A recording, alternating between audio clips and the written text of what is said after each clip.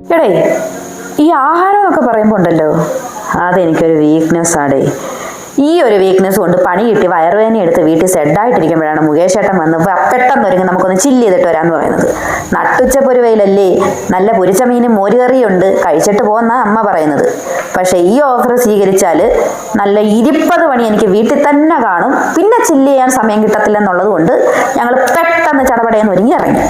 പോകുന്ന വഴിക്ക് എന്നും കാണുന്ന റോഡിൻ്റെയും പാലത്തിൻ്റെയും തന്നെ പണിയെ പറ്റിയിട്ട് ഒരു കാര്യം അറിയത്തില്ലെങ്കിലും അതിൻ്റെയൊക്കെ അഭിപ്രായം പറഞ്ഞുകൊണ്ട് എൻ്റെ വയറ്റിലെ തിരയിളക്കത്തിന് മറികടക്കാനായിട്ട് ഞാൻ ശ്രമിച്ചപ്പോഴേക്കും ഞങ്ങൾ ബീച്ച് എത്തിക്കഴിഞ്ഞു. പൊള്ളുന്ന വെയിലാണെങ്കിലും ബീച്ച് വന്നിന്ന് ചില്ല് ചെയ്യാനായിട്ട് ഒരുപാട് ആൾക്കാരുണ്ടായിരുന്നു കേട്ടോ.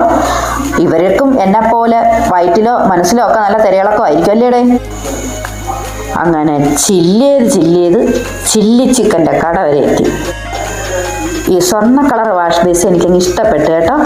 പിന്നെ നോക്കിക്കോണേ, ഏതാ ഈ സ്റ്റെയർ കേസിനൊക്കെ നല്ല തടിയിലൊക്കെ ഡിസൈൻ ചെയ്തിട്ടുണ്ട്. സത്യത്തിൽ ഇതൊന്നും നോക്കാനൊന്നും അല്ല വന്നത് കേട്ടോ. പിന്നെ ഞാൻ വന്നപ്പം ഇതൊക്കെ പറഞ്ഞെന്നേ ഉള്ളു. ഇനി എന്താ കഴിക്കാനുള്ളത് നമുക്ക് നോക്കാം. എന്തോ ആണേലും തിരിച്ച് വീട്ടിൽ വരെ എത്താനുള്ള സമയം കിട്ടണേ എന്ന് പ്രാർത്ഥിച്ചുകൊണ്ടാണ് ഞാൻ അവിടെ ഇരുന്നത്. ഞാനിങ്ങനെ ഇരുന്ന് ടെൻഷൻ അടിക്കുമ്പോഴാണ് മുകേഷ് ഏട്ടൻ ഇത് ഏത് തടി വെച്ചാണ് ഉണ്ടാക്കിയിരിക്കുന്നതെന്നൊക്കെ ചെക്ക് ചെയ്തുകൊണ്ടിരിക്കുന്നത്. അപ്പോഴേക്കും മെനു കാർഡ് എത്തി.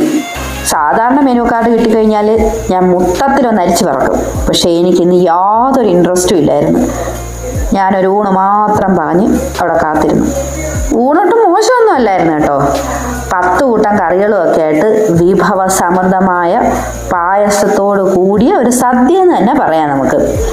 അവിയലും തോരനും പരിപ്പും പപ്പടവും സാമ്പാറും എന്ന് വേണ്ട സൂപ്പർ ഒരു സാധനം. അപ്പോഴാണ് ഇത് അടുത്തൊരു ഐറ്റം എത്തിയത്. മുകേഷ് ഏട്ടൻ ഓർഡർ ചെയ്തതാണ് കേട്ടോ, താറാവ് വരട്ടിയത്. സംഭവം കൊള്ളാം കേട്ടോ, ഞാനും ഒന്ന് ടേസ്റ്റ് ചെയ്തിട്ടുണ്ട്. മുകേഷ് ഏട്ടൻ വേണ്ട ബിരിയാണിയാണ് പറഞ്ഞത്. ഇപ്പോൾ പലരുടെയും മനസ്സിൽ തോന്നുമായിരിക്കും ഫുഡ് പോയ്സണിങ് ആയിരിക്കുമ്പം വീട്ടിൽ വല്ല കഞ്ഞിയും വെച്ച് കുടിച്ചിരുന്നാൽ പോരേ എന്നുള്ളത്. ഈ കഞ്ഞിവെള്ളമൊക്കെ ഏറ്റവും ബെസ്റ്റ് സാധനങ്ങൾ തന്നെയാണ്. പക്ഷേ നമുക്ക് മനസ്സിനൊരു വിഷമമൊക്കെ ഉണ്ടാകുന്ന സമയത്ത് നമ്മുടെ ഫാമിലിയുമായിട്ട് ഒരുമിച്ചിരുന്ന് ഒന്ന് സംസാരിക്കുകയോ പുറത്തു പോവുകയോ ഫുഡ് കഴിക്കുകയൊക്കെ ചെയ്യുമ്പോൾ കിട്ടുന്ന ഒരു സന്തോഷം, അത് ഒരു മോട്ടിവേഷണൽ ടോക്കിൽ നിന്നും നമുക്ക് കിട്ടില്ല അല്ലേടേ.